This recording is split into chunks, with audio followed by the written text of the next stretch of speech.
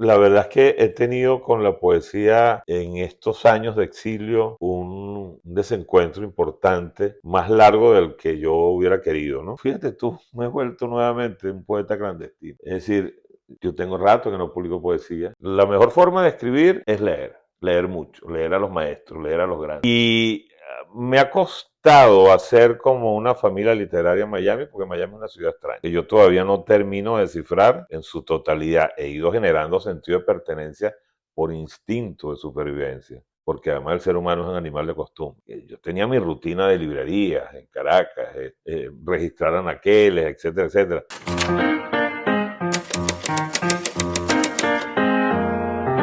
Con el oído en la letra, con Aymara Lorenzo. ¿Y ya pusiste a grabar otra vez? Ujú. Ok. ¿Todos estos libros te los trajiste de Caracas o los levantaste otra No, vez aquí? chicas, en Caracas me vine con 2 libros y 3 blue jeans y Ah, dos pero blue tú, jeans. ¿verdad que tú Para saliste y Yo no, salí para no volver. saliste para volver? Claro, para volver en 10 días. Todo esto lo tengo que comprar aquí.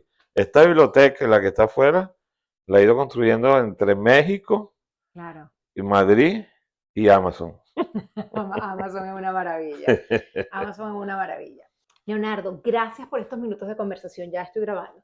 Gracias por estos minutos de conversación. Me emociona mucho poder compartir contigo este rato, sobre todo para conocer desde tu experiencia lo que ha significado para un ser humano como tú, que inició su trabajo poético, su trabajo escritural, su trabajo como script en la televisión tradicional y que necesariamente no se ha visto forzado solamente a transformarse, a evolucionar por el aspecto de la migración, Ujú. sino también por el aspecto de las redes sociales. Entonces, en primer término, quisiera entender cómo, hay quien dice que la poesía salva, en este caso la poesía para ti ha sido la columna vertebral de todo este proceso de transformación que te ha permitido llegar a contenidos en streaming como los que has recientemente escrito y que han tenido el éxito que han tenido.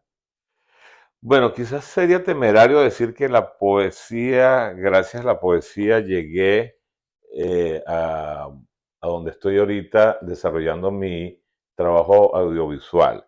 Yo creo que básicamente eh, todo gira en torno a la palabra escrita, digamos, a mi compromiso, a mi filiación con la palabra escrita, ¿no? Con el respeto que le tengo, el rigor con el que siempre me he acercado a ella, ¿no? Por supuesto, la poesía te otorga una manera de ver el mundo, una Ujú. manera de ver las cosas, de ver la condición humana, sus pasillos, sus entrelíneas, sus rincones, ¿no? Todo lo intangible, por lo menos entreverlo, intuirlo, otearlo, ¿no? Yo siempre, digamos, me he sentido privilegiado por haber desarrollado esa mirada que la poesía me entrenó para eso, para Ujú. ver el mundo eh, atentamente, para concentrarme en las sutilezas de la piel del mundo. Y obviamente, de una u otra manera, debe haber ayudado, pero creo que sobre todo es eso, pues, el peso de la palabra. Claro, me refería a eso, no que la poesía fuera, digamos, el elemento fundamental que te ha traído a donde estás ahora. Lo que te ha traído a donde estás ahora es el trabajo, la disciplina, la constancia y por supuesto que el talento. Pero quisiera detenerme precisamente en esa sutileza que implica ver la vida o ver las imágenes o hallar las imágenes, por más crudas que sean, a través de la poesía.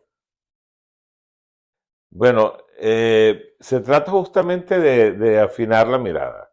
Yo siempre he pensado que la sensibilidad, que es algo en lo que la gente se detiene poco, ¿no? Los artistas, en todas sus disciplinas, bueno, justamente creo que su herramienta más poderosa es la sensibilidad, con la que se acercan a todas las materias primas de la, del arte creativo. Pero el ser humano en general, creo que se detiene poco en desarrollar su sensibilidad. Ujú. Y en ese sentido, yo siempre, por ejemplo, cuando me ha tocado hacer este crossover estilístico, ¿no? De la escritura eh, para la televisión abierta y la escritura de historias de largo aliento, de telenovelas de 120 horas, a escribir series para Netflix de 10 capítulos y contar la intensidad de una historia que tiene un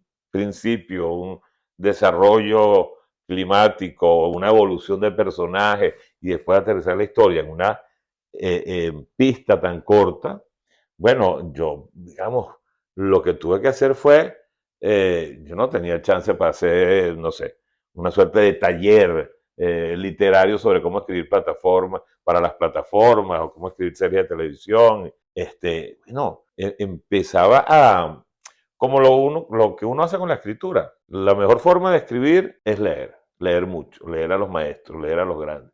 Entonces yo me ponía a ver las series que a mí particularmente con las que me conectaba, que yo sentía era como mi familia creativa, y me quedaba viendo cómo armaban las historias, donde tenían la mirada, eh, donde de alguna manera colocaban el ojo que narra.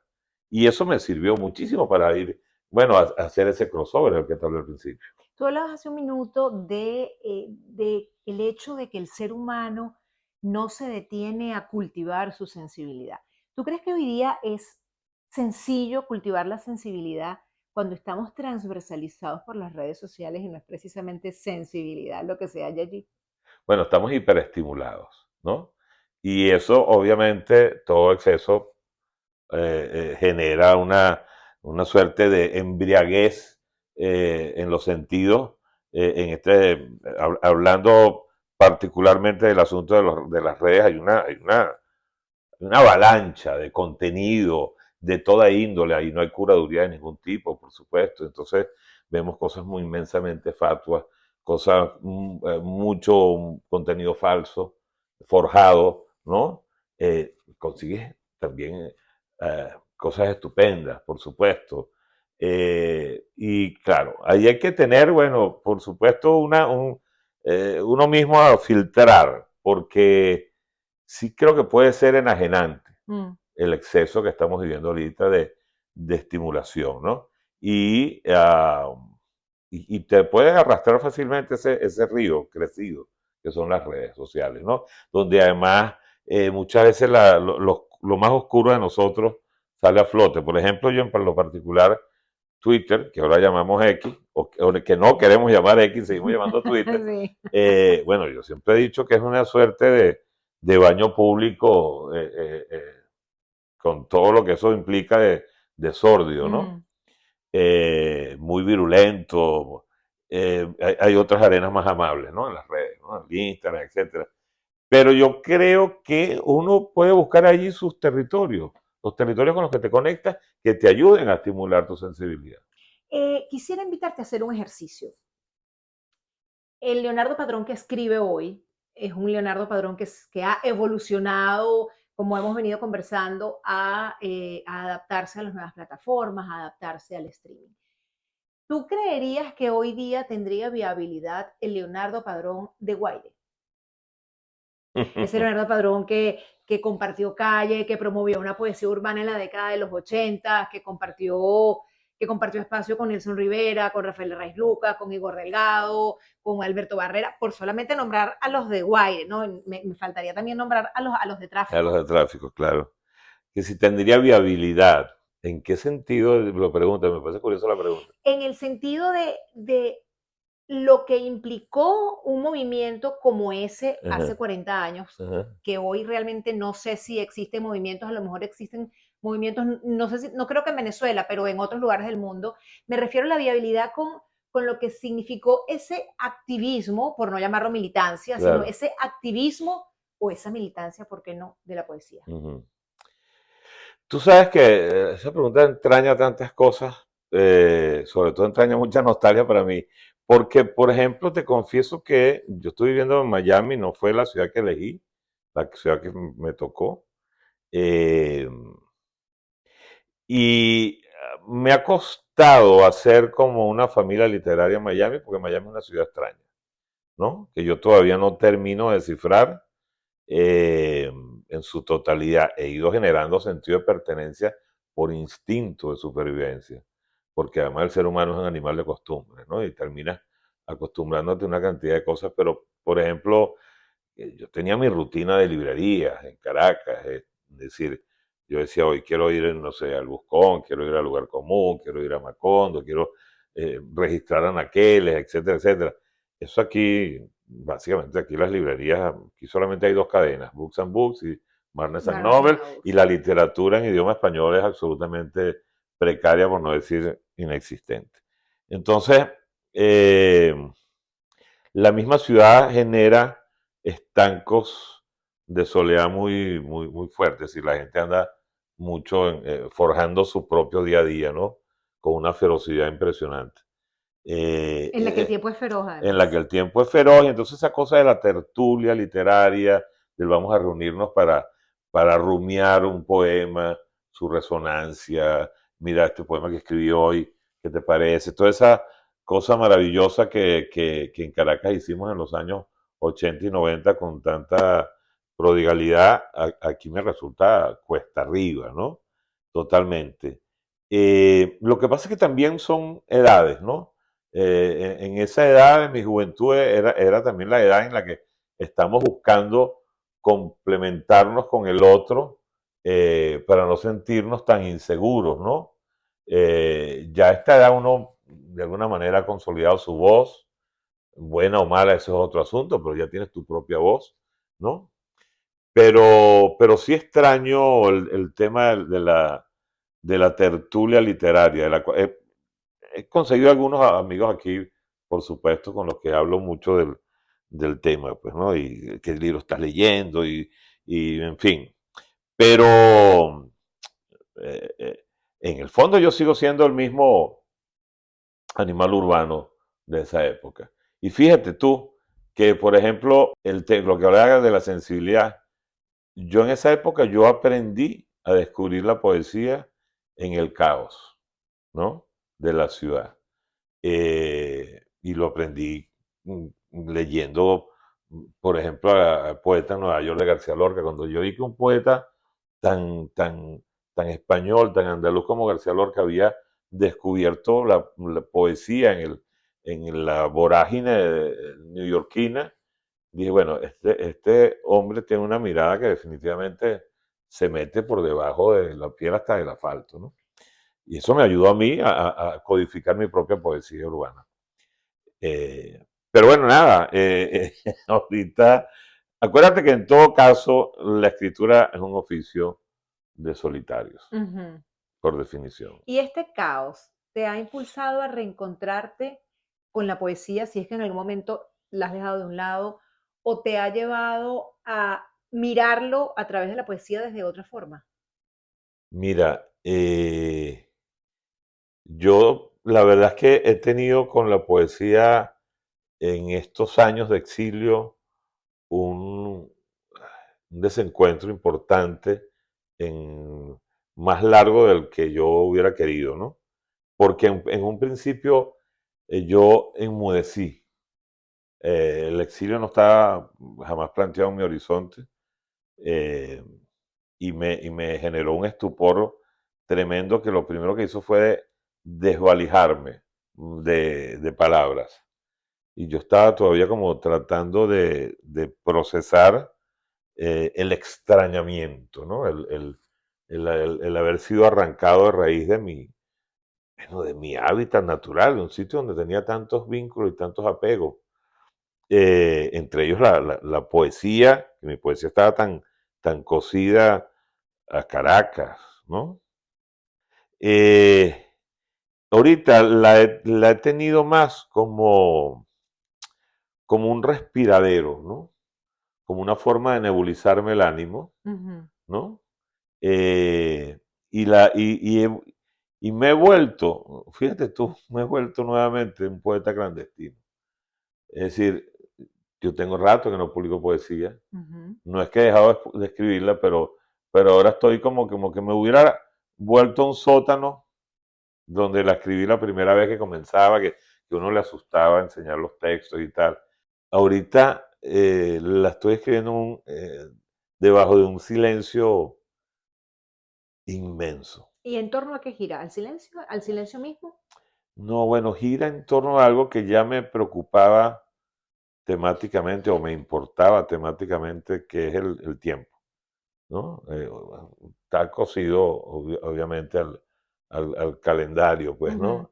Entonces todo el tema de la fugacidad de la condición humana, eh, del deterioro o de la jerarquización de tus impulsos vitales. Por ahí va. Mm. ¿Te has encontrado frente a frente con la inteligencia artificial en el contexto de la escritura? Mira, al principio la abordé con mucha reticencia a mi parte, que creo que es un reflejo automático, natural de los escritores o de cualquiera que se sienta amenazado por una máquina o un concepto tecnológico que atende con sustituirte. Pero últimamente, bueno, a mí me gusta, digamos, ser hijo de mi tiempo, ¿no? Entonces, he estado ya conversando con ella, ¿no? Y sobre todo, básicamente, para el tema de la escritura de televisión. Y Ujú. digo, ajá, déjame ver cuánto traes tú, hasta qué punto eh, este, funciona esto, ¿no? Y por supuesto, es un tema que tiene que ver sobre cómo la alimentas y el cómo alimentarlo va a marcar la diferencia, Claro, ¿no? los prompts que Por, le hagas. claro, porque si no es un dechado de lugares comunes y textos predecibles, etcétera, etcétera. Pero ya he ido entendiendo que incluso allí, autoralmente, depende cómo tú mismo la alimentes. En esta conversación hemos hablado del tema de la sensibilidad, de la creatividad, de la inteligencia artificial, de las redes sociales.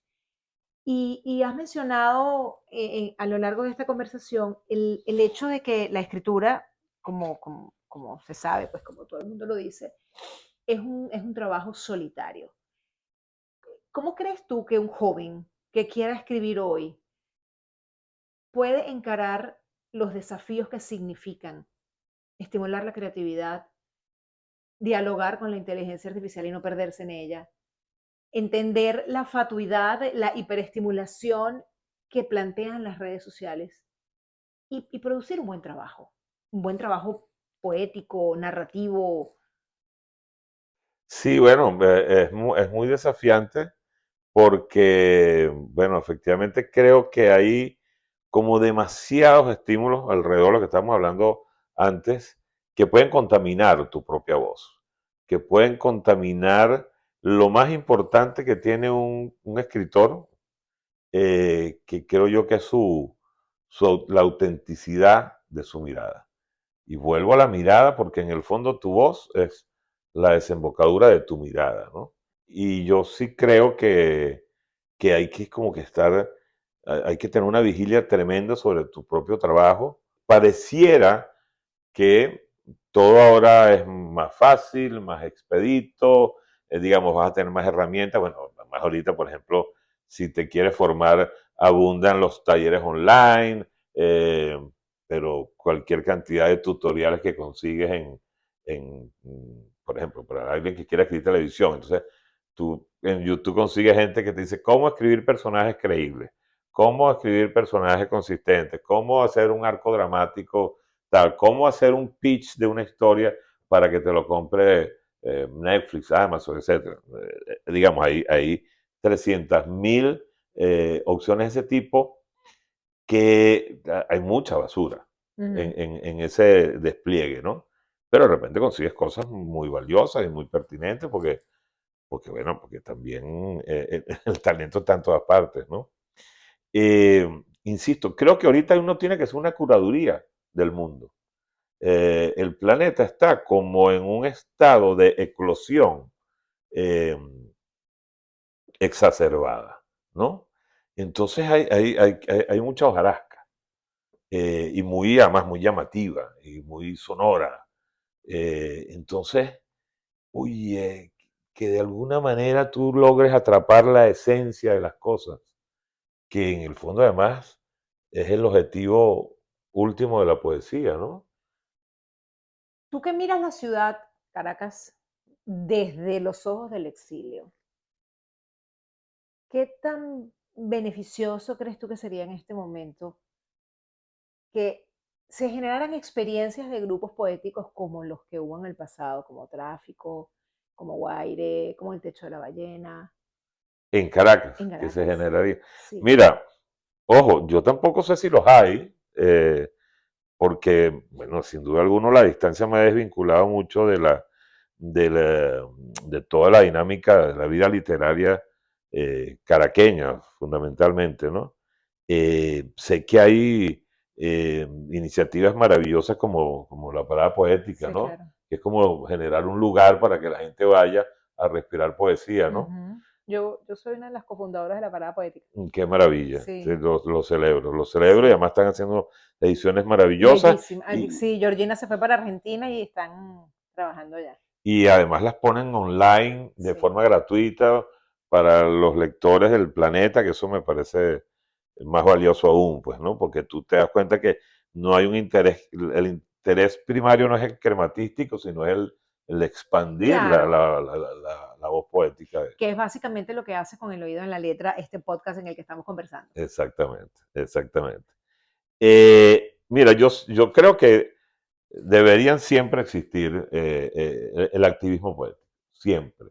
Porque además, yo creo que toda generación, bueno, oye, tú no te imaginas, por ejemplo, lo importante que fue para mí como escritor descubrir el movimiento Big Nick, ¿no? Que fue un movimiento literario en Estados Unidos a finales de los años 50, con gente tan poderosa como Allen Ginsberg o Jack Kerouac o Lawrence Ferlinghetti, Gregory Corso, poetas que justamente incluso tenían un tono conversacional muy cercano al que después nosotros en los años 80, Guaire y Tráfico, de alguna manera implementamos, ¿no? En términos de estilo. Pero los grupos poéticos generan cambios, generan vueltas de tuerca en el sistema literario donde habitan, ¿no? Y revisan un poco el andamiaje cultural de su época y lo interpelan. A mí me parecen absolutamente pertinentes. Eh,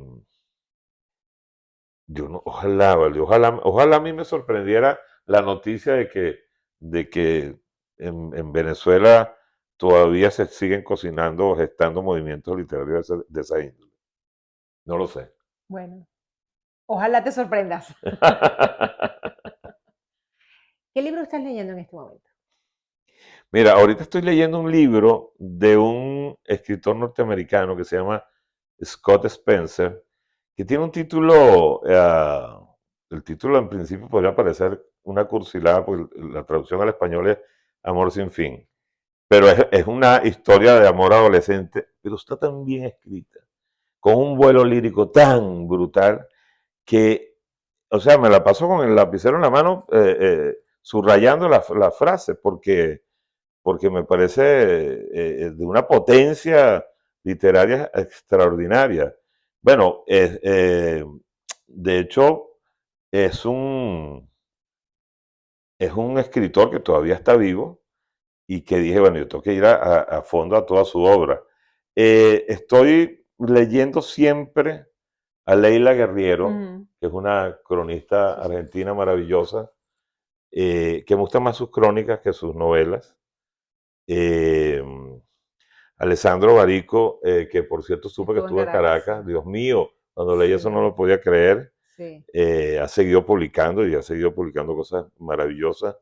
Bueno, ahorita me llegó hace poco una antología poética que se hizo allá en la parada poética, que son poemas en bicicleta. Levanesco, que hizo la poeteca. A la poeteca, exacto, la poeteca.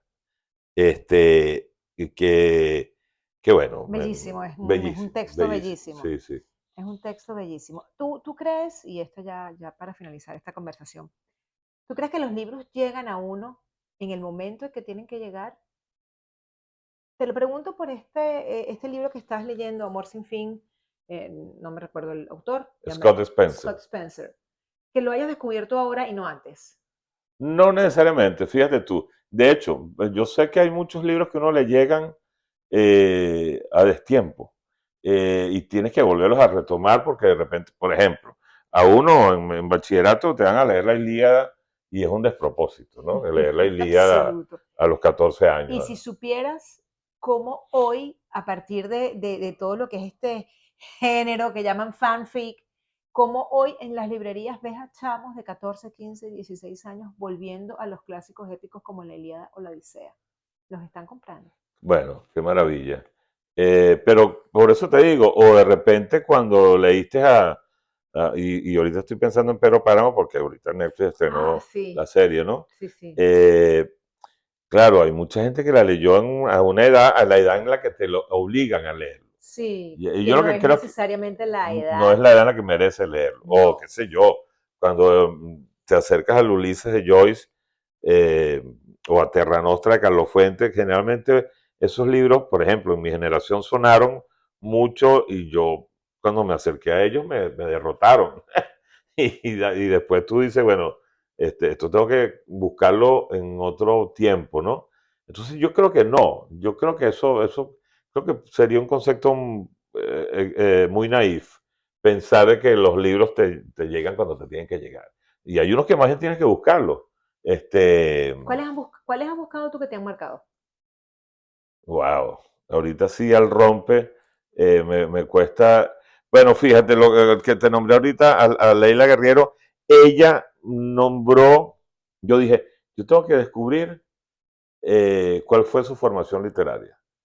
Y empecé a leer, a buscar entrevistas de ella en YouTube y vi que recurrentemente nombraba a Lori Moore, que es una escritora norteamericana.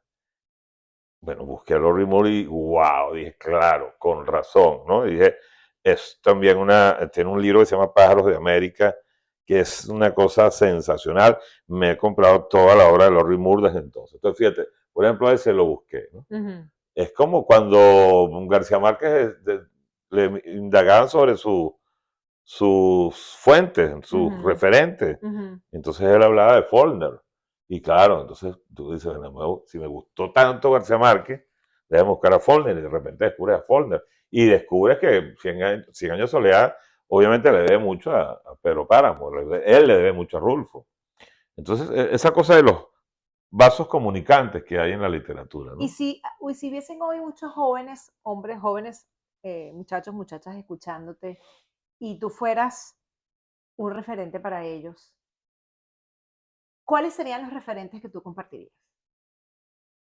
Referentes míos. Los que fueron referentes para los ti. que fueron referentes para por mí. los cuales quien te escuche ahora con el oído en la letra diga, ah, Leonardo Padrón está leyendo esto, yo tengo que ir a buscar esto también. Ya, ok, fíjate.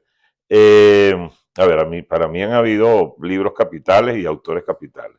Eh, César Vallejo. O sea, la poesía de César Vallejo literalmente me voló los tapones. Y me sigue volando los tapones cada vez que lo leo, ¿no? O sea, un tipo que haya interpelado a Dios y dice, Dios, si tú hubieras sido hombre, hoy supieras ser Dios, tú no tienes Marías que se van, ¿no? O lo vuelve a interpelar después en otro poema y dice, yo nací un día que Dios estuvo enfermo, grave. Tú dices, wow, qué manera de hablar del desasosiego humano. Juan Carlos Onetti para mí ha sido un novelista fundamental. Es una literatura muy, muy melancólica la de él y yo tengo ahí como no sé, es un tipo de sangre con la que combino, ¿no? Y eso que no soy un tipo melancólico, naturalmente. Jack Kerouac, que te lo nombré, él tiene un libro que para mí es fundacional dentro de mí y fue fundacional en la literatura norteamericana que se llama On the Road, en el camino. Uf, es un libro que respira libertad por todos sus costados, ¿no? O sea, bueno, podría ser una larga lista de referentes, pero por ejemplo, esos nombres que te di ahorita, para mí han sido muy, muy importantes. Fernando Pessoa, el libro El desasosiego. Imposible prescindir de él. Gracias. Gracias por estos minutos de tu tiempo y gracias por compartir esta visión que tienes sobre la poesía, sobre la escritura y que de alguna manera permea constantemente en tu proceso creativo. No, a ti. Y yo, rapidito, me faltó un maestro venezolano, el gran poeta venezolano, Juan Sánchez Peláez. Yo vengo mucho de Juan Sánchez Peláez. No sé si lo he honrado, pero eso fue un agua para mí en la que abrevé muchas veces. Gracias a ti, de verdad que bueno volverte a ver, Aymara, para volver a hablar de estos temas tan sabrosos y que a veces uno en este extrañamiento que es el exilio eh, habla pocas veces. ¿El exilio te alimenta la poesía? Todavía no lo sé. Gracias. A ti.